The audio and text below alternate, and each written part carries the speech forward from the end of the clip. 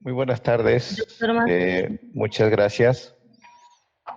Quiero, en primer lugar, agradecer la invitación de la Escuela de Auxiliares Jurisdiccionales de nuestra Corte Superior de Justicia de Lima, en la persona del doctor José Neira Flores, juez supremo, y felicitarlo nuevamente por la realización de estas actividades destinadas precisamente a esclarecer temas de carácter jurídico y que tienen que ver con aspectos, en este caso, vinculados al derecho laboral. En mi caso, y saludando a todos los concurrentes a esta reunión, voy a desarrollar un repaso de lo que significa o lo que implica la importancia de los principios del derecho laboral de cara precisamente a la necesidad de analizar determinadas situaciones que se pueden presentar bajo el influjo de los principios del derecho laboral. En esta oportunidad vamos a precisar los alcances de los principios del derecho laboral a propósito de esta gentil invitación que nos ha formulado la Escuela de Auxiliares Jurisdiccionales de la Corte de Lima. Si nosotros queremos hacer un análisis de lo que implica, de lo que significan los principios del derecho de trabajo, los principios del derecho de trabajo constituyen la base dogmática de esta disciplina y que precisamente tipifican al derecho laboral como una disciplina con características peculiares y precisamente derivadas de la estructura propia de esta disciplina, que como sabemos está orientada a superar el desequilibrio intrínseco que existe entre las partes de la relación laboral. Entre las partes de la relación laboral existe esta desigualdad congénita, si se quiere, puesto que existe un plano de desigualdad económica, un plano de desigualdad jurídica, e incluso se habla de un plano de desigualdad psíquica o psicológica entre el trabajador y el empleador. La desigualdad jurídica partiendo de la constatación de que el empleador, como corresponde, que es titular de la relación laboral, precisamente es aquel que establece las órdenes, imparte las órdenes y la forma como debe realizarse la actividad laboral, y el trabajador tiene el deber de obedecer dentro del marco del contrato de trabajo precisamente las disposiciones emanadas por parte del empleador. Existe la desigualdad económica desde la constatación que el empleador es dueño de los medios de producción, el capital y el trabajador es dueño de su fuerza de trabajo, de su salario, de su remuneración. Pero también se habla de un nivel de desigualdad psíquica o psicológica desde el momento en que no existe la misma aproximación psicológica frente al conflicto o la posibilidad de un conflicto. Esto es que cuando existe digamos, incumplimiento por parte del empleador de las obligaciones laborales respecto al trabajador, es decir, el pago de los beneficios sociales o el no otorgamiento del derecho vacacional. El trabajador no siempre está, como diríamos en términos coloquiales, en pie de guerra. El trabajador, antes de iniciar una reclamación administrativa o un planteamiento judicial, tiene que tener en cuenta una serie de circunstancias, entre ellas la posibilidad de que exista alguna situación de represalia o simplemente la necesidad de afrontar gastos económicos para iniciar un proceso judicial. En cambio, el empleador normalmente está en mejores condiciones de afrontar un conflicto jurídico. Entonces, a esto se denomina pues la desigualdad psíquica o psicológica. Ya en el ámbito procesal incluso se habla de la desigualdad probatoria, puesto que desde el momento en que el trabajador presta sus servicios en el domicilio señalado por el empleador, claro, ahora estamos en una etapa excepcional, precisamente derivada de la pandemia. En términos normales, es el empleador el que señala el lugar de prestación laboral. Existe lo que se denomina pues la desigualdad probatoria, porque el empleador tiene mejores y mayores posibilidades de premunirse de elementos probatorios que le puedan servir frente a un eventual conflicto jurídico. Entonces, si existe esta desigualdad innata entre las partes de la relación laboral, evidentemente la naturaleza del derecho laboral implica otorgar una serie de prerrogativas, una serie de situaciones favorables desde el punto de vista de la instrumentación de los principios del derecho de trabajo para que actúen como una suerte de desigualdad compensatoria del desequilibrio intrínseco de las partes de la relación laboral.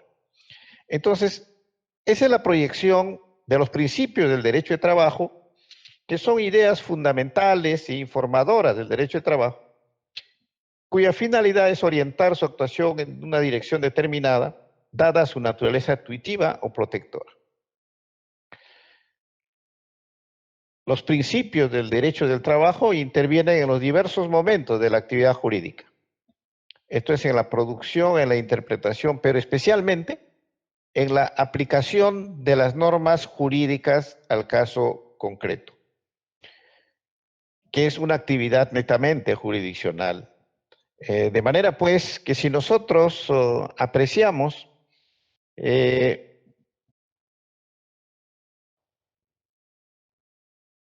o damos lectura a los diversos pronunciamientos de la justicia laboral ordinaria y la justicia constitucional en materia laboral, podemos encontrar que en la solución de los conflictos jurídicos existe una recurrencia a los principios del derecho de trabajo. Entonces, ese es el valor que tienen los principios del derecho de trabajo y creo que no hay sentencia judicial o sentencia del Tribunal Constitucional en que no se invoquen los principios del derecho del trabajo. Principios que pertenecen al ámbito del debe ser, puesto que si bien es cierto que en algunos casos ya estos principios han sido positivizados, evidentemente muchos de ellos aún no tienen una regulación constitucional o legal, pero constituyen pues aspiraciones, constituyen ideas programáticas que precisamente orientan la solución de los conflictos de naturaleza laboral.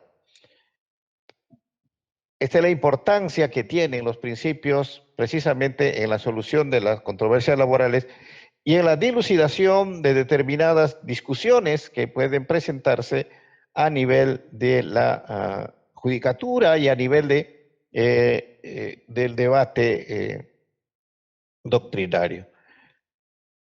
Siendo así,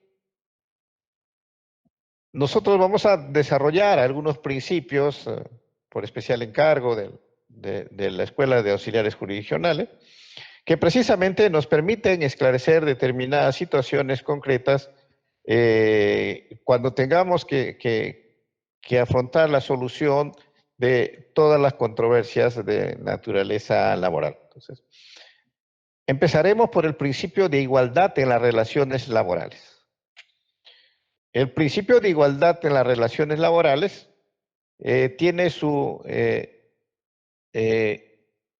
residencia constitucional, digamos así, en el artículo 2.2 de la Constitución, que establece que toda persona tiene derecho a la igualdad ante la ley, que nadie debe ser discriminado por motivo de origen, raza, sexo, idioma, religión, opinión, condición económica o de cualquier otra índole.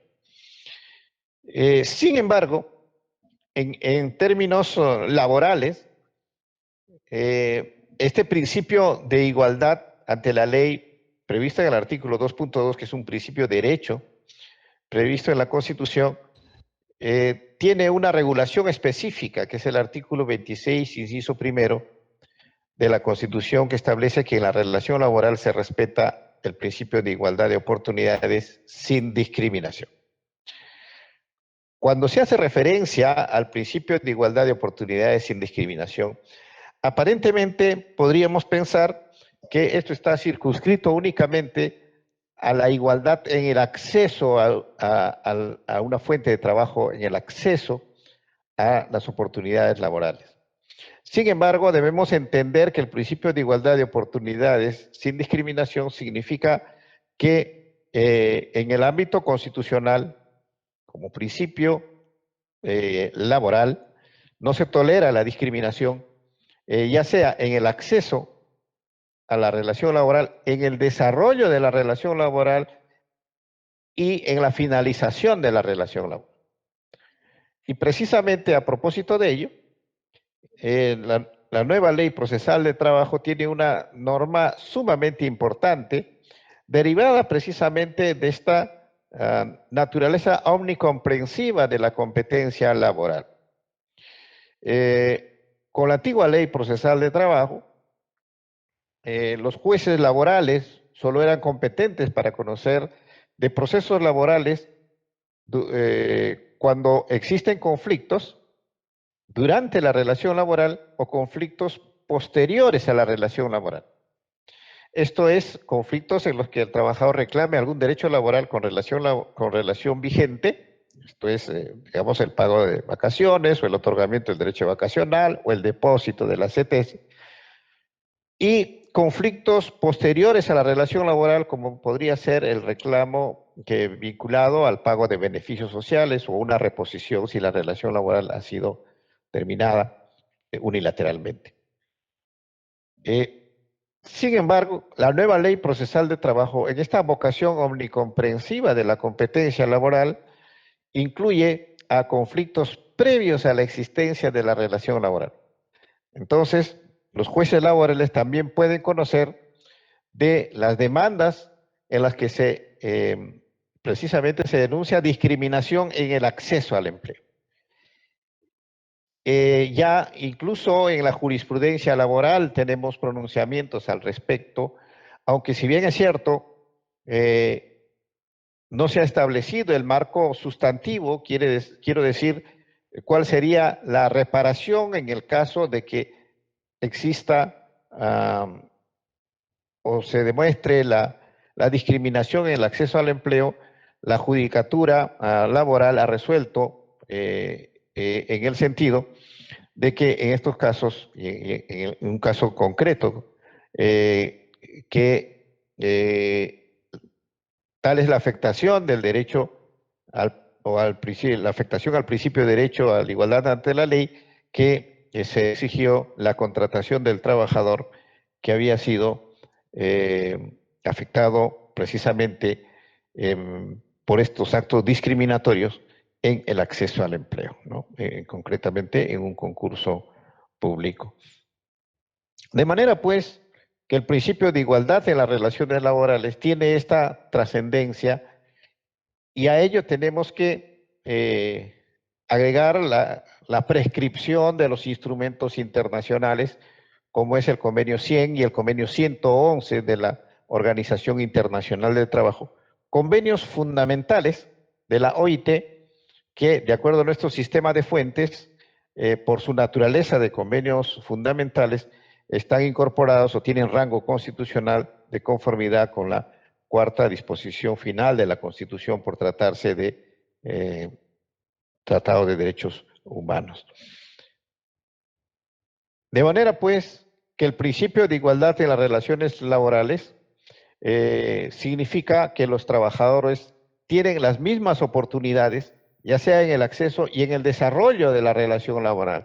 De tal manera que si existe un trato diferenciado, no justificado de manera objetiva, es decir, que no tenga una justificación razonable y objetiva, evidentemente está afectando el principio derecho de igualdad ante la ley, lo que significa que no se puede establecer tratos distintos para quienes se encuentran en la misma situación fáctica en el ámbito laboral. Ello respecto al principio de igualdad en las relaciones laborales. Luego, tenemos uno de los principios fundantes del derecho laboral, que es el principio de primacía de la realidad. El principio de primacía de la realidad, que significa que cuando existe discrepancia entre los hechos y los documentos, entre la formalidad y los hechos, evidentemente priman los hechos. Este diseño del principio de la primacía de la realidad precisamente significa que los hechos preponderan respecto a las formalidades que pudieran existir.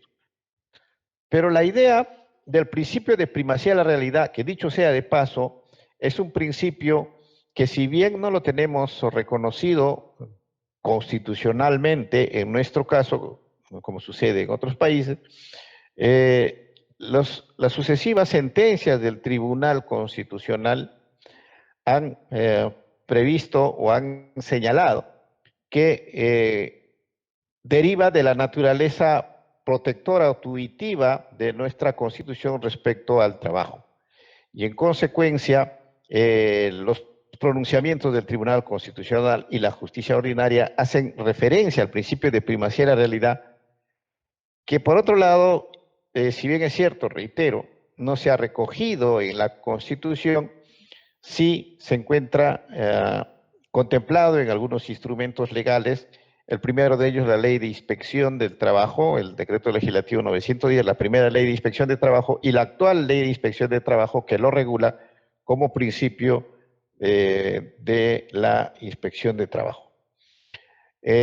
También este principio ha sido recogido en otros instrumentos legales, como es la Ley General de Sistema Concursal, que establece que en la calificación de los créditos laborales a propósito del sistema concursal se tendrá que observar el principio de la primacía de la realidad. Pero este principio, que es una creación doctrinaria, ha sido recepcionado en nuestro sistema de fuentes por la jurisprudencia laboral. Esa es la jurisprudencia laboral la que ha considerado en primer lugar la aplicación de este principio, y ya luego han venido las previsiones legales que hemos mencionado. De manera pues que la jurisprudencia laboral, ya sea a través de los pronunciamientos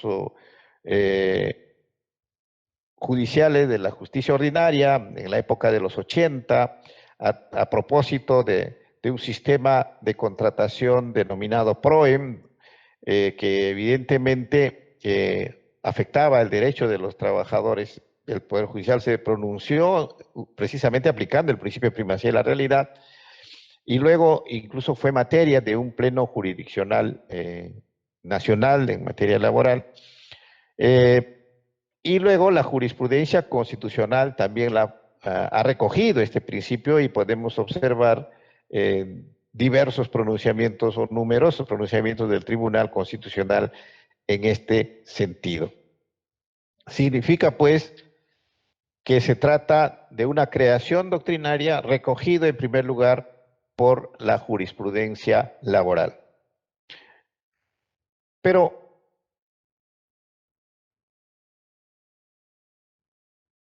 ¿cuál es, si se quiere, el objetivo del diseño de este principio de primacía de la realidad? Precisamente evitar el fraude laboral. El fraude laboral, que para el profesor Martín Valverde puede presentarse ya sea a través de una simulación relativa, una simulación absoluta, o a través de la ocultación de la relación laboral. La simulación relativa, cuando los sujetos ocultan bajo la apariencia de un contrato un propósito negocial distinto, esto es cuando se contrata bajo la ocasión de servicios y se oculta un contrato de trabajo, como ejemplo, o podría ser un contrato de otra naturaleza, como la comisión mercantil, o un contrato de arrendamiento, o un contrato de asociación en participación, incluso un contrato de franquicia, etcétera, que oculta una relación laboral, la simulación relativa. En cambio, la simulación absoluta es cuando las partes crean la apariencia de un contrato que no tienen intención de celebrar. Es cuando se consigna en las planillas a trabajadores para beneficiarse de las prestaciones de la seguridad social, y sobre esto nosotros también hemos tenido experiencias en el ámbito, sobre todo en el ámbito político, en que han existido personas que han estado registradas en las planillas de determinada institución, pero que en realidad no prestaban servicios. Situación en que el principio de primacía de la realidad, en la simulación absoluta sobre todo, actúa con el objeto de desmentir una relación laboral, porque el principio de primacía de la realidad no es unidireccional, porque la realidad es una sola y en muchos casos evidentemente podrá confirmar la existencia de una relación laboral y en otros casos desmentir la existencia de una relación laboral en virtud del principio de primacía de la realidad. De manera pues que el principio de primacía de la realidad significa que los hechos predominan respecto a las apariencias. Incluso podrían existir previsiones legales que puedan establecer que en determinadas situaciones no hay relación laboral, pero el principio de primacía de la realidad se sobrepone respecto a ello, es el valor de este principio que predomina sobre las apariencias, sobre la formalidad. Me estoy refiriendo a algunos casos que se resolvió en la justicia ordinaria respecto a una disposición legal de la ley de banca que establecía que las instituciones financieras en liquidación contrataban a los servidores a través de los contratos de locación de servicios.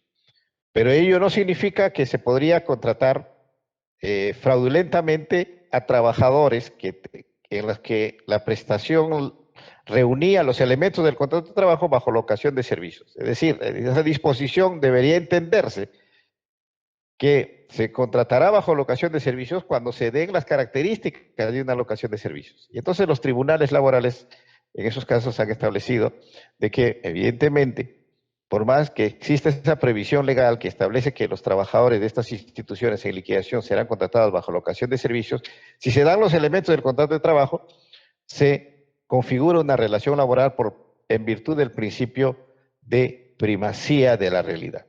En consecuencia, pues, eh, es el valor del principio de primacía de la realidad que trasciende toda formalidad, de tal manera de que si en términos reales y actuantes se comprueban los elementos de un contrato de trabajo, evidentemente estamos ante la aplicación del principio de primacía de la realidad y el reconocimiento de una relación laboral. Por otro lado, quería señalar que el principio de primacía de la realidad no solamente se utiliza o no sirve para demostrar la existencia de una relación laboral, sino también para esclarecer determinadas situaciones que se pueden producir durante la relación laboral, como es cuando se tenga que establecer el verdadero empleador en en un mecanismo de triangulación laboral o de descentralización productiva, esto es intermediación o tercerización, o cuando se tiene que establecer la existencia real de la labor en horas extraordinarias, que bueno, sobrepasa la previsión formal, ¿no? Que en algunos casos existe la marcación de tarjeta en que aparece que el trabajador solo ha laborado 8 horas, pero que sin embargo, en términos reales, el trabajador ha laborado mucho más tiempo. Entonces, en virtud del principio de primacía de la realidad, evidentemente se puede establecer la existencia de las horas extraordinarias o las horas extras, o cuando se tiene que establecer si estamos ante un contrato de trabajo a tiempo parcial o ante un contrato a tiempo completo, ¿no? Esto es en virtud del principio de primacía de la realidad. Y finalmente, en lo que se refiere a la terminación de la relación laboral, es necesario establecer que, en virtud del principio de primacía de la realidad, se tendrá que determinar cuál es el motivo, en muchos casos, de la terminación de la relación laboral, ¿no? Esto es, si existe aparentemente un acto de renuncia o un acto de terminación de la relación laboral por mutuo disenso, si en términos reales se demuestra que ha existido un despido, evidentemente se tendrá que establecer en virtud del principio de primacía de la realidad. Incluso en términos ya de ejecución de las sentencias, el principio de primacía de la realidad sirve para establecer determinadas situaciones concretas que incluso en un caso concreto hemos podido verificar la aplicación del levantamiento del velo societario en materia laboral, pero en virtud del principio de la primacía de la realidad, cuando se estableció en un caso concreto que la creación de una persona jurídica había tenido la intención de evadir el cumplimiento de las obligaciones laborales que se habían generado cuando la actividad laboral se realizaba bajo la modalidad de persona natural con negocio, que después constituye una persona jurídica, pero que esta persona jurídica no tenía de los recursos suficientes para poder responder por los beneficios sociales. Entonces, allí también el principio de primacía de la realidad ha servido para poder establecer la verdadera o que había por detrás de la creación de esta persona jurídica, en consecuencia para la aplicación de de la figura del levantamiento del velo societario en materia laboral. Entonces, la fuerza del principio de primacía de la realidad significa pues que precisamente trasciende a la formalidad que pudiera existir y en consecuencia deberíamos estar en términos de la prevalencia de los hechos. Finalmente, ya, para no excedernos en el tiempo que se nos ha reconocido, me voy a referir a los llamados principios laborales de segunda generación. Así como existen los principios laborales de primera generación, como son el principio de primacía de la realidad, el principio de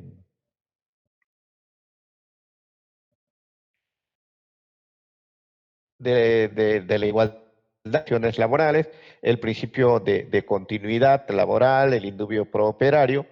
Existen los denominados principios laborales de segunda generación. Y los principios laborales de segunda generación son el principio de progresividad y no regresividad de los derechos humanos, en este caso de naturaleza laboral, el principio de la disposición más favorable a la persona humana y el principio de la integralidad maximizada del sistema de derechos humanos. El principio de la disposición más favorable a la persona humana está previsto en los artículos 5.2 del Pacto Internacional de Derechos Económicos, Sociales y Culturales, y coincidentemente el artículo 5.2 del Pacto Internacional de Derechos Civiles y Políticos, según el cual precisamente si existieran disposiciones que establecen determinados o reconocen determinados derechos, tendrán prioridad aquellas disposiciones que reconocen derechos que favorecen a la persona humana, incluso si existe distinto trato entre normas internacionales y normas internas, prevalecerán las normas que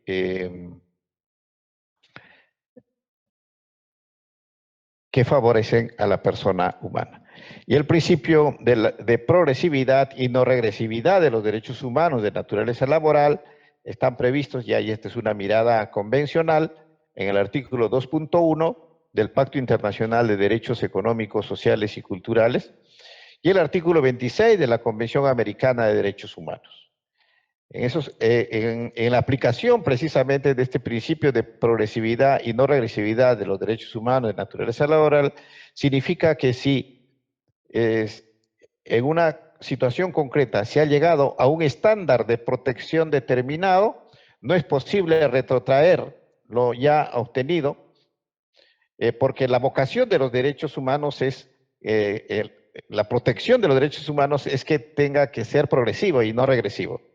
Y en consecuencia, precisamente aquellas situaciones en las que se verifique que implican la regresión respecto de lo que ya tenemos como un estándar de protección, evidentemente afecta este principio de progresividad y no regresividad de los derechos humanos de naturaleza laboral. Y finalmente, el principio de integralidad maximizada del sistema de derechos humanos, que es un principio laboral de segunda generación, que está previsto en el artículo 29 de la Convención Americana de Derechos Humanos, que señala que ninguna de las disposiciones puede ser interpretada en el sentido de limitar el goce y ejercicio de cualquier derecho o libertad que puede estar reconocido de acuerdo con las leyes de cualquiera de los estados parte o de acuerdo con otra convención en que sea parte uno de dichos estados. Esto precisamente frente a algunos planteamientos que señala de que hay normas internacionales que no reconocen necesariamente la determinada protección, pero el hecho es que nosotros ya tenemos un estándar de protección determinado y en consecuencia no se puede invocar instrumentos internacionales para señalar que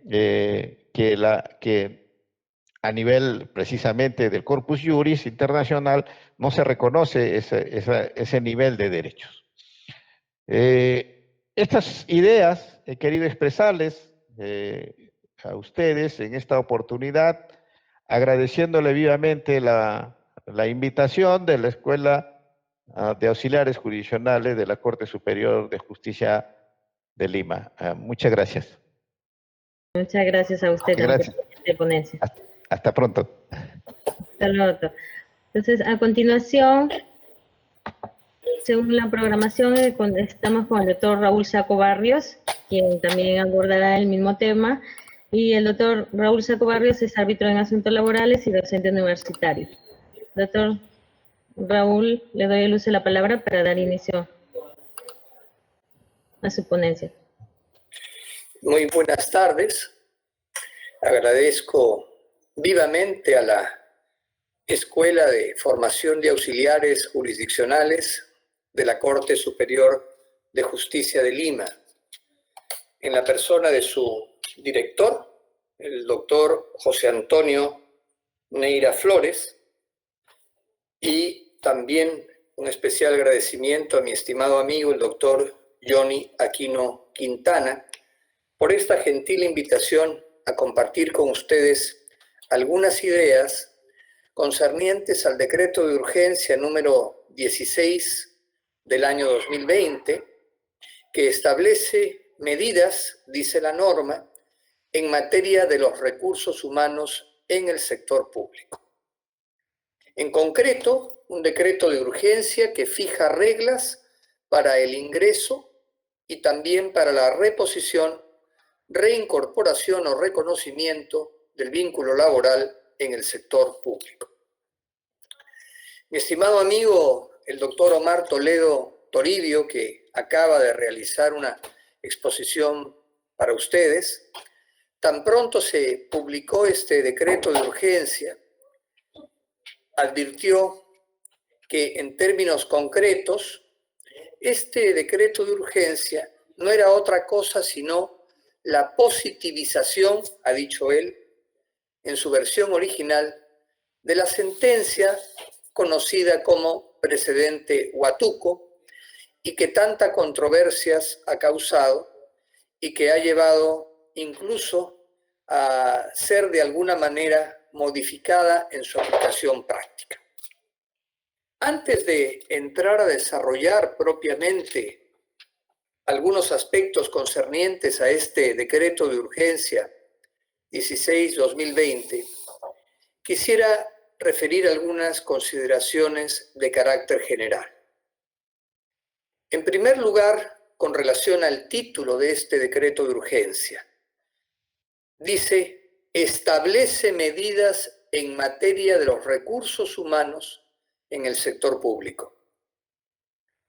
Y aquí quiero acoger las palabras del profesor Mario Ackerman, argentino, profesor emérito de la UBA, la Universidad de Buenos Aires, quien enfáticamente en un breve ensayo sobre el tema ha dicho, si son humanos, no son recursos. Muy bien.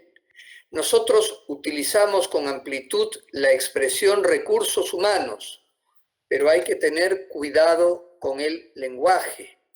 A veces decimos cosas y no pensamos en lo que estamos diciendo.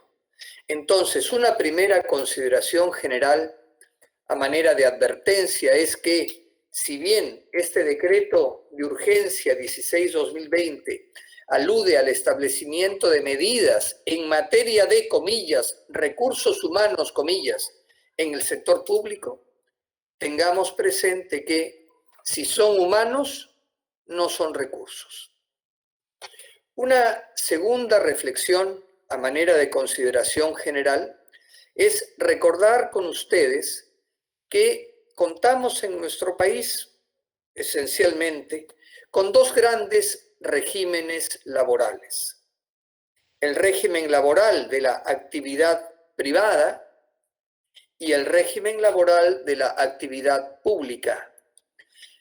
El primero, regulado principalmente por el Decreto Legislativo 728, cuyo texto único ordenado se denomina Ley de Productividad y Competitividad Laboral. Y luego, por cuanto toca al régimen laboral de la actividad pública, el Decreto Legislativo 276. Una tercera consideración introductoria, el contexto relativo a este decreto de urgencia 16-2020. Una primera pregunta, la constitucionalidad del decreto de urgencia. ¿Es constitucional este decreto de urgencia? Una segunda pregunta a propósito del contexto. ¿Se ha planteado algún proyecto de ley en el Congreso de la República a manera de sustituir este decreto de urgencia? Y una tercera cuestión. ¿Han dicho algo nuestros magistrados y jueces en algún pleno jurisdiccional a propósito de este tema? Con relación a lo primero, la constitucionalidad del decreto de urgencia. Brevísimas reflexiones. La primera, los decretos de urgencia, ¿qué son o cuándo se dictan?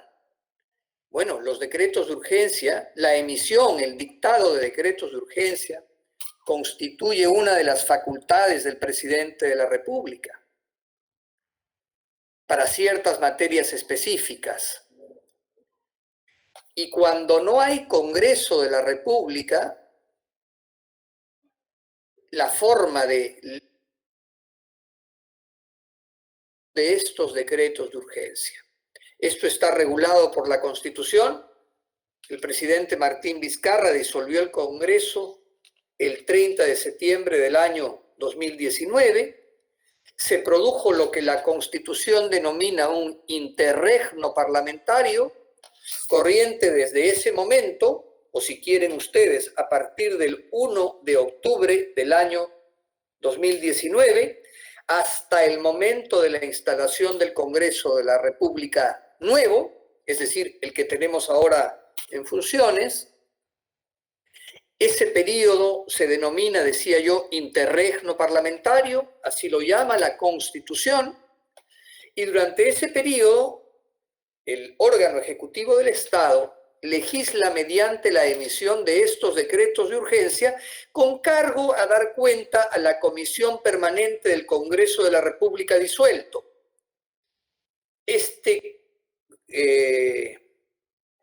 Esta Comisión Permanente, cuando entre en funciones el nuevo Congreso, le dará a su vez cuenta de los decretos de urgencia dictados durante el interregno parlamentario y el Congreso de la República tendrá que pronunciarse sobre tales decretos de urgencia. ¿Bien? Entonces, en el camino se ha cuestionado al interior del propio Congreso de la República el decreto de urgencia 16-2020 y simplemente quiero decirles que ya hay algún proyecto de ley sustitutorio en esta materia. Proyecto de ley que naturalmente trae consigo una disposición de derogación de este decreto legislativo, de este decreto de urgencia 16-2020. ¿Qué ocurrirá? Porque fíjense ustedes, este Congreso tiene instalado ya varios meses. Como todos sabemos, ha habido varios incidentes, por llamarlos de alguna manera, políticos, y el pronunciamiento del Congreso de la República de varios decretos de urgencia de importancia no ha sido aún formulado. Probablemente en estos meses, todavía tenemos 8 meses hasta el 28 de julio para la instalación de un nuevo gobierno, probablemente esto se podrá derogar, como probablemente también no se podrá derogar, pero es un tema presente. Entonces, el propio órgano legislativo del Estado, el Congreso de la República, ha cuestionado la constitucionalidad de este decreto de urgencia 16-2020. En segundo lugar, es importante decir que el Tribunal Constitucional también ha admitido a trámite una demanda de inconstitucionalidad contra dicho decreto de urgencia interpuesta por el Colegio de Abogados del Callao. Entonces, recapitulo un poquito. Estoy hablando del contexto. Primera cuestión, ¿qué son los decretos de urgencia? Segunda, y lo que ocurre en el camino, ¿no? El interregno parlamentario, la información a la Comisión Permanente del Congreso, el dictamen que debe tomar el Congreso de la República, el cuestionamiento por el propio órgano legislativo. En segundo lugar, la constitucionalidad de esto cuestionada por vía de una demanda de inconstitucionalidad interpuesta por el Colegio de Abogados del Callao. Y tercer punto, a propósito de esta reflexión general introductoria mía relativa al contexto, efectivamente ha habido un pleno jurisdiccional, denominado Segundo Pleno Jurisdiccional Distrital en materia laboral y procesal laboral de Lima, punto que referiré muy brevemente al final de esta exposición mía. Otro punto, a manera de consideración general, vendría a ser una tercera o cuarta consideración general, la que me lleva a recordar con ustedes cuál es la situación de la denominada contratación administrativa de servicios, regulada por el Decreto Legislativo 1057. Recordemos muy brevemente que este Decreto Legislativo 1057, a propósito de la contratación denominada contratación administrativa de servicios, régimen CAS, que se le llama en denominación abreviada. Algunos graciosamente dicen régimen CAS, casi adquiero derechos, ¿no? Recuerden ustedes que esto se introdujo para tratar de solucionar la situación de contratación de personal en el Estado planteada en el margen del régimen Servicios No Personales, SNP por sus siglas, que llevaba pues a ignorar derechos laborales para los trabajadores involucrados en este régimen. Muy bien, entonces, ¿cuál es la situación de este decreto legislativo 1057?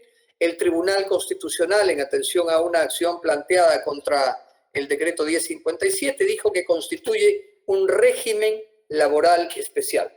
Recordemos que cuando surge el decreto legislativo 1057, se dijo que era una forma especial de contratación en el sector público. El Tribunal Constitucional ha dicho, es un régimen laboral especial.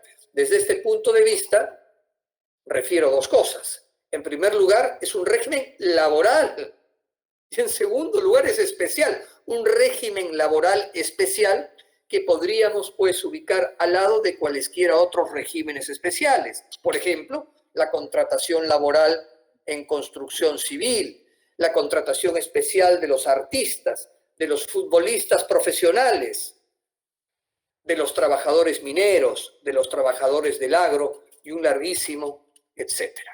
Muy bien, entonces este decreto legislativo 1057 podemos preguntarnos si a propósito de este decreto de urgencia 16-2020 no constituye acaso una suerte de elemento, me permito denominarlo, una suerte de elemento bisagra, porque como veremos dentro de algún momento, en los artículos 3 y 4 de la norma, se atribuye especial preferencia. Cuando digo de la norma me refiero al decreto de urgencia 16-2020, se atribuye especial preferencia, especial admisión de este régimen de contratación administrativa de servicios. Y un último punto, otra vez de carácter lingüístico, empecé diciendo si son humanos no son recursos, reflexión de carácter idiomático, y vámonos ahora a otra expresión que llama la atención sea utilizada en una norma del ordenamiento jurídico peruano. En el artículo 3, inciso 1, se alude a la desvinculación de los servidores públicos. Desvinculación, un momentito, señores, ¿en qué ámbito nos estamos moviendo? Esta expresión desvinculación debiera quedar desterrada. Escúchenlo bien, por favor, desterrada cuando nos movemos en el ámbito del derecho del trabajo. El profesor Alfredo Villavicencio, el profesor Wilfredo Sanguinetti y varios otros más, quizás me parece también el doctor César Puntriano, se han encargado de cuestionar duramente la recurrencia a este término desvinculación, que no es otra cosa que la introducción en el derecho del trabajo de una expresión propia a los recursos humanos, a la gestión de personal, a la administración de personal. Se habla de desvinculación y hay que tener cuidado con esto. Al igual como cuando usamos la coquetona palabra colaboradores o cuando en lugar de hablar de remuneraciones hablamos de compensaciones. Todo esto no corresponde a nuestra realidad jurídica y al concepto mismo del derecho del trabajo establecido como un elemento de mediación entre el capital y el trabajo. Muy bien, entonces llama la atención, repito, cómo el legislador de este decreto de urgencia, acaso seducido por los nuevos términos, ha acogido esta expresión que en realidad es ajena a los sistemas jurídicos que regulan un derecho del trabajo como el nuestro. Y vamos entrando propiamente a decreto de urgencia en sus aspectos muy generales y su vinculación con los principios del derecho del trabajo, tema que ha desarrollado con amplitud el profesor Omar Toledo y que yo procuraré añadir algún detalle que seguramente él ya expuso, pero seguramente lo mencionaré nuevamente. Muy bien, el artículo 2 de este decreto de urgencia 16-2020 alude al ingreso, la actividad pública. Este ingreso se realiza por medio de un concurso público. Quizás no vamos a tener mayor comentario que hacer a esto, además la exposición nuestra, la de Omar y la mía, conciernen a los artículos 3 y 4. Y el artículo 3 alude al ingreso por mandato judicial. Cuando alguien ingresa a la carrera pública, pero por mandato judicial, ya no por concurso. Y en esta situación, el artículo 3 regula 3 aspectos: la reposición, la reincorporación o el reconocimiento de un vínculo laboral, que son las expresiones utilizadas por este mismo artículo 3. El artículo 3, inciso 1, fija las reglas para la reposición, reincorporación o reconocimiento del vínculo laboral en entidades del sector público por mandato judicial. Y en el número 1 de este apartado 3.1 dice que solo puede efectuarse en la entidad del sector público que fue parte demandada en el proceso judicial. Dice el artículo 3.1.1 que estas situaciones de reposición, reincorporación, reconocimiento de vínculo laboral solo puede efectuarse en la entidad del sector público que fue parte demandada en el proceso judicial. Primera cuestión, entonces, vinculada a los principios del derecho del trabajo. ¿Qué pasa con el seguimiento del negocio? Cuando en la actividad privada cambia la titularidad del dominio, cambia la propiedad de la empresa, otra persona jurídica, digamos, compra a la persona jurídica previa, se produce una fusión por absorción, en fin, la figura societaria que ustedes deseen. Los trabajadores no se perjudican, lo esencial para ellos es seguir percibiendo un salario y manteniendo el empleo. Entonces se dice que las remuneraciones y beneficios sociales son persecutorios del negocio, aplicación del llamado principio de continuidad, sobre el que volveré dentro de un momento. Primer cuestionamiento. Vámonos al número 2 de este apartado 3.1, 3.1.2. Se dice: la reincorporación, reconocimiento, reposición solo procede en una plaza a tiempo indeterminado cuando la persona haya ingresado por concurso público en una plaza presupuestada de naturaleza permanente y vacante de duración indeterminada y se trate del mismo régimen laboral en el cual la persona fue contratada. Y yo me pregunto, ¿es esta la situación usual? Usualmente un trabajador, un servidor, ingresa por concurso. ¿Acaso no ingresan más bien de manera indiscriminada para satisfacer las necesidades de personal de las entidades públicas? Entonces, suena un tanto extraño, desubicada quizás esta reflexión, y lo digo con mayor respeto, ¿no? Pero quizás es, vamos a decir, utópico pensar que todas las personas ingresan al sector público mediante un concurso.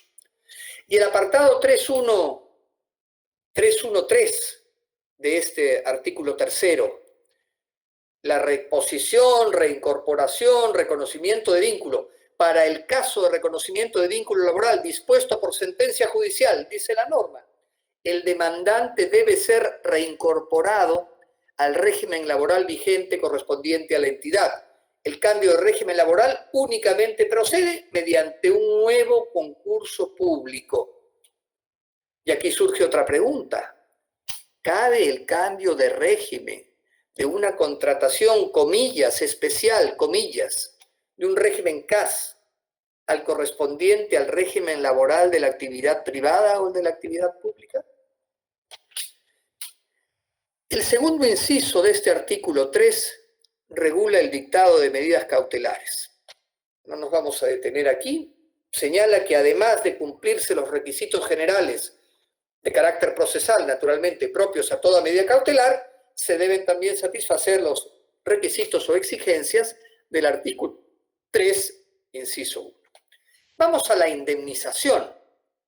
Se ha establecido una indemnización para los supuestos de extinción del contrato de trabajo, de terminación del contrato de trabajo, o si quieren utilizar la expresión de la norma, la desvinculación. Muy bien. Entonces se ha establecido una indemnización y con relación a ella, los apartados del artículo 3, inciso 3, señalan lo siguiente. En primer lugar, dice, el juez de oficio o a pedido de parte dispone el pago de esta indemnización. Así, es decir, el juez de oficio, contra acaso la voluntad del propio demandante. Entonces surge una pregunta. El pago de una indemnización por la sola decisión del juez, incluso en la etapa de ejecución de sentencia, tal vez no afecta también la aplicación del principio de continuidad del derecho del trabajo. Lo que el trabajador quiere, o el servidor, lo que puede querer no es una indemnización, que la va a recibir y seguramente se va a acabar y pronto. Lo que desea es volver al trabajo. Al trabajador le puede interesar más la preservación del empleo que el cobro de una indemnización. Luego, el segundo apartado del artículo 3.3, imposibilidad de solicitar conjuntamente la reposición, reincorporación o reconocimiento de vínculo o indemnización, aun cuando se trate de pretensiones subordinadas. Y esta idea de las pretensiones subordinadas, propia, la acumulación objetiva y originaria de pretensiones regulada por el artículo 87 del Código Procesal Civil. Se sigue en el artículo, dice, cuando el servidor público solicite el pago de indemnización, se excluye su pretensión de reposición, reincorporación o reconocimiento y a la inversa. Se trata de pretensiones alternativas, dice la norma. Entonces aquí me pregunto, ¿se trata de un trato desigual y discriminatorio respecto a los trabajadores del régimen laboral de la actividad privada, prohibido por la Constitución? Ya el doctor Toledo habló del artículo 2, inciso 2, del artículo 26, inciso 1, del convenio 111 OIT. Es decir, ¿no hay acaso aquí un trato desigual? Se está imponiendo una decisión judicial, incluso en ejecución de sentencia, ¿acaso contra la propia voluntad del trabajador que puede no querer una indemnización? ¿No se está afectando también al principio protector del derecho procesal del trabajo? Cuando se desconoce que el servidor público podría haberse equivocado al plantear su demanda y solicitar una reposición, reincorporación o reconocimiento de vínculo. Y otra pregunta más, ¿no se trata acaso de una suerte de restitución en el ámbito laboral público del derogado artículo 52 del reglamento del decreto 728, que impedía la acumulación de la acción indemnizatoria con la de nulidad de despido y que ha sido dejado sin efecto precisamente y claramente por la segunda disposición derogatoria, inciso B, de la ley 29497, nueva ley procesal del trabajo? Entonces, vean ustedes cómo conforme vamos revisando cada uno de estos puntos, van surgiendo algunos cuestionamientos. Yo me permito plantearles interrogantes. Seguramente es una manera interesante de considerar la juridicidad, vamos a decir, de una norma y su vinculación con los principios, que es la tarea que los organizadores me encomendaron. Y luego el monto de la indemnización, se dice una compensación económica o remuneración y media mensual por cada año completo de servicio, se incluye el tema de las fracciones, según corresponda al régimen al que pertenezca la persona.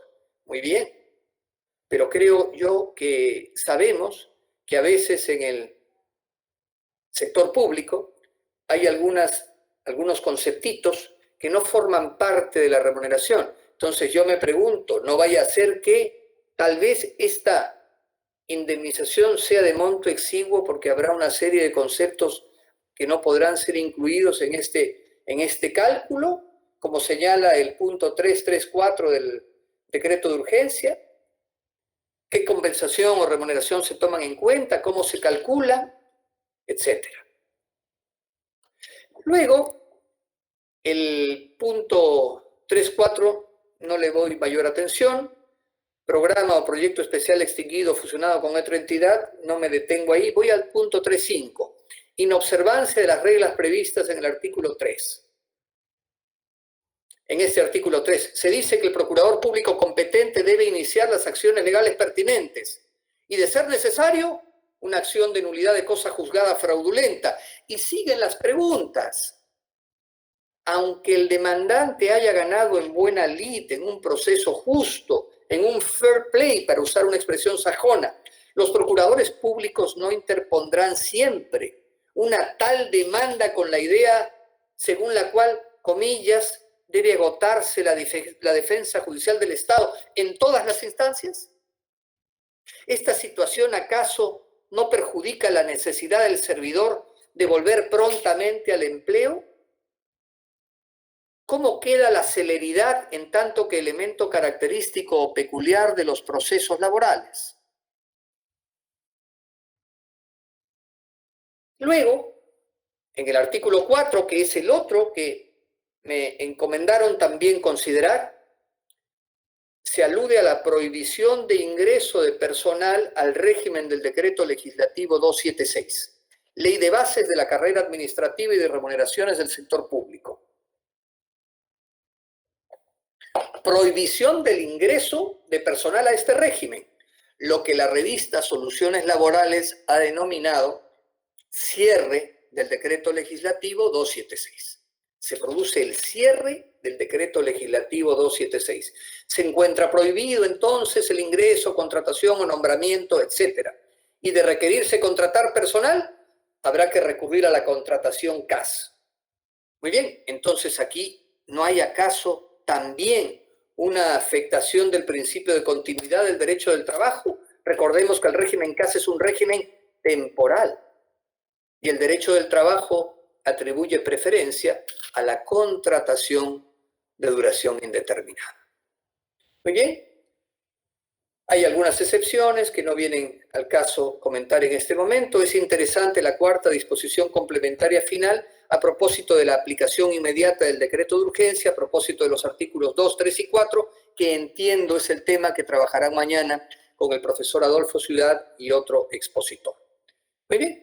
Entonces, para redondear algunas ideas, si me permiten un momento adicional, ¿cuáles son los principios del derecho del trabajo? Porque el profesor Toledo, en un estudio suyo sobre el tema, dice que este decreto de urgencia contiene normas que afectan palmariamente principios constitucionales, derechos fundamentales de los trabajadores y principios del derecho del trabajo, como él ya desarrolló en su exposición.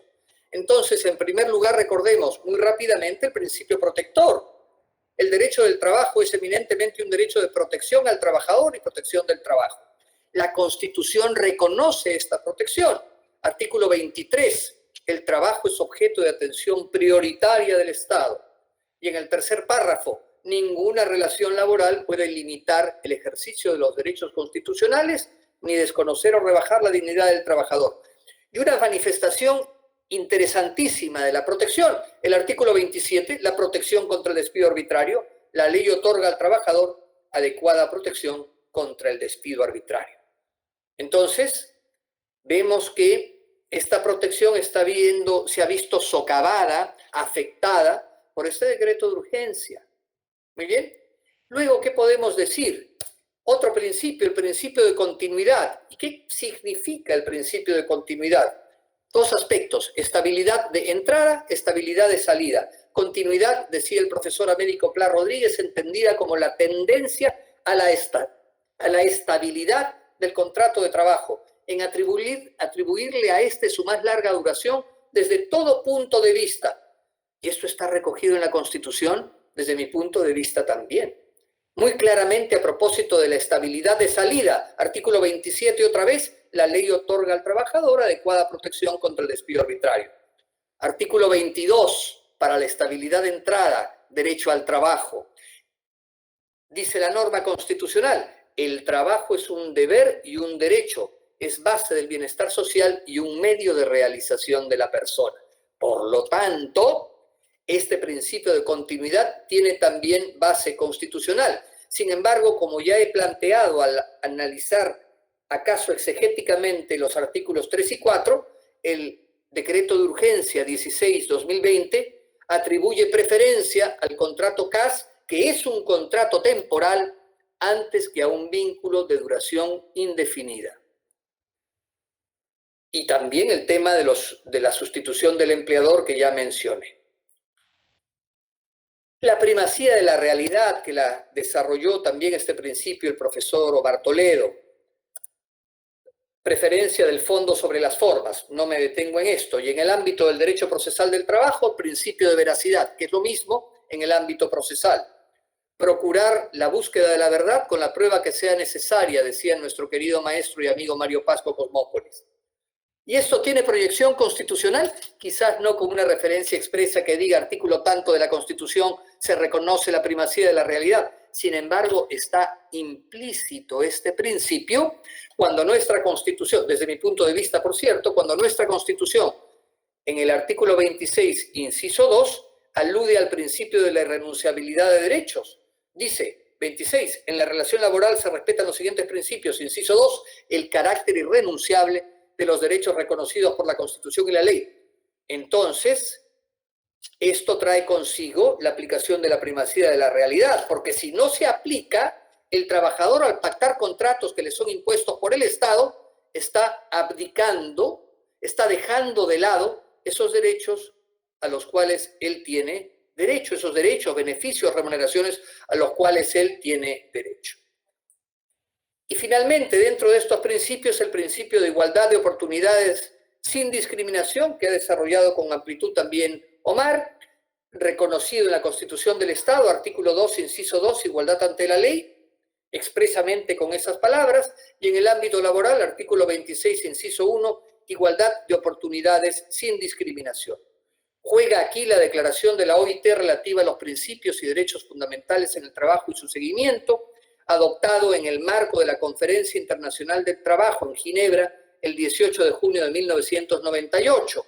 Y en esta declaración se dice expresamente que es un convenio fundamental de la OIT, el convenio número 111, convenio sobre la discriminación en materia de empleo y ocupación, adoptado el 25 de junio de 1958 en la Conferencia Internacional del Trabajo. Es importante anotar que esta declaración del año 98 que acabo de citar refiere que todos los Estados miembros de la OIT tienen la obligación de considerar estos convenios aun cuando no los hayan ratificado porque son convenios fundamentales. En otras palabras, la sola pertenencia a este organismo internacional OIT impone aplicar estos convenios en el marco del derecho interno. Muy bien, y por último, había dicho iba a referirme brevemente al segundo pleno jurisdiccional distrital. El tema 4 correspondió a la constitucionalidad del decreto de urgencia del decreto de urgencia 16-2020. Se planteó la pregunta, que leo textualmente: ¿corresponde la inaplicación del decreto de urgencia 16-2020 vía control difuso en un proceso ordinario o contencioso administrativo si se advierte la vulneración de derechos y principios constitucionales? Y la ponencia que ganó con relación a este tema fue aquella que dijo que sí corresponde la inaplicación del decreto de urgencia 16-2020 en los supuestos de carácter material y procesos vía control difuso por advertirse la vulneración de diversos derechos constitucionales con referencia a 4 supuestos: prohibición de acumulación de pretensiones, prohibición de variar el régimen laboral preexistente a uno de duración indeterminada, posibilidad de variar en cualquier momento del proceso con previa comunicación a las partes la pretensión de reposición a una de indemnización por despido arbitrario y, por último, la prohibición de reposición si no se cuenta con un mandato expreso publicado en el Diario Oficial El Peruano. Muy bien, estos han sido entonces, queridos amigos, queridas amigas, estimado Omar, estimados organizadores, los puntos que he querido tocar. El tema es bastante amplio, pero los he planteado mucho en forma de preguntas. Lo que he deseado en todo caso es que a nuestros estimados auxiliares en estas jornadas formativas, invitarlos siempre a pensar. No apliquemos mecánicamente las normas, no seamos rutinarios, porque con una aplicación rutinaria de normas no logramos la justicia, no logramos la equidad, es decir, esa idea distributiva, de la justicia distributiva, de procurar dar a cada uno lo que toca. Y finalmente no estaríamos cumpliendo con la esencia del derecho del trabajo respecto a proteger centralmente al trabajador, proteger al trabajo y no dejar de lado la dignidad de los seres humanos. Agradezco su atención y quedo a disposición de ustedes. A continuación le doy el uso de la palabra al doctor Johnny César Aquino, quien dará unas breves palabras para usted. Muy buenas tardes, muchas gracias. Maestro, muy buenas tardes, doctor Saco. Un gusto saludarlo, maestro. Voy a trasladar en todo caso las inquietudes que estamos viendo por el chat interno. Lidia Navarro Vázquez nos pregunta, cuando un trabajador ha ingresado mediante un proceso de reconocimiento de vínculo laboral y es reincorporado, que ya es cosa juzgada, ¿se podría aplicar el decreto de urgencia? No entiendo muy bien la pregunta, pero lo que sí me permito entender es que debemos priorizar la vigencia del vínculo de trabajo. Encuentren ustedes la salida técnica necesaria, pero creo que lo importante es la pervivencia del vínculo laboral. Muchas gracias, doctor. Una pregunta, mi estimado doctor, por la brillante exposición de usted, digamos, estamos llegando a la conclusión, es manifiestamente inconstitucional este decreto de urgencia. ¿Qué opinión le merece este principio, doctor, ya que estamos hablando del principio de la presunción de la constitucionalidad de este decreto? En tanto que en camino ya hay un proceso de inconstitucionalidad que mencionó usted, y hay una posición en el Congreso en el mismo sentido, lo más probable que este decreto va a ser declarado inconstitucional, pero el problema va a ser en todo este tiempo, bajo el principio de la presunción de constitucionalidad, está surtiendo efecto. ¿No sería acaso hacer lo que solían decir los expositores el día de ayer, una especie de ponderación, doctor? Yo creo que eso por un lado, como usted apunta, doctor Johnny, pero además la idea del control difuso que ha sido aprobada como ponencia ganadora en el Pleno Jurisdiccional Distrital, ¿no? Es decir, ante las inconstitucionalidades que yo magistrado, que yo juez percibo, dejo de aplicar esto y aplico la Constitución. ¿Y qué aplico? La protección del trabajador, la protección contra el despido arbitrario, el principio de continuidad implícito en los artículos 22 y 27, en fin, todo lo que acabamos de comentar, ¿no? La primacía de la realidad,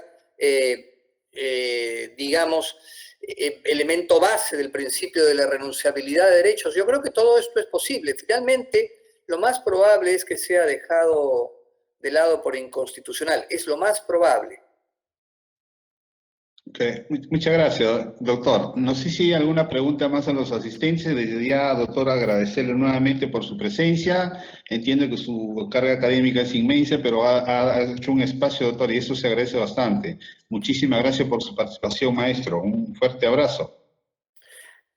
Estimado doctor Aquino, es muy grato escucharlo. Veo aquí algunas caritas en fotos. Lamentablemente no es como Zoom, no estoy muy acostumbrado al Google Meet, no puedo ver las caras de todos. Me hubiera encantado poder ver, aquí veo 179 personas. Bueno, a todas ellas un saludo afectuoso, un saludo cariñoso. Sigamos cuidándonos, ya viene la temporada de playa, vamos a ver qué ocurre, no sabemos si habrá una segunda ola o no, pero en fin, mantengamos siempre la ilusión, el entusiasmo, y como dice el Papa Francisco, no nos dejemos robar la esperanza.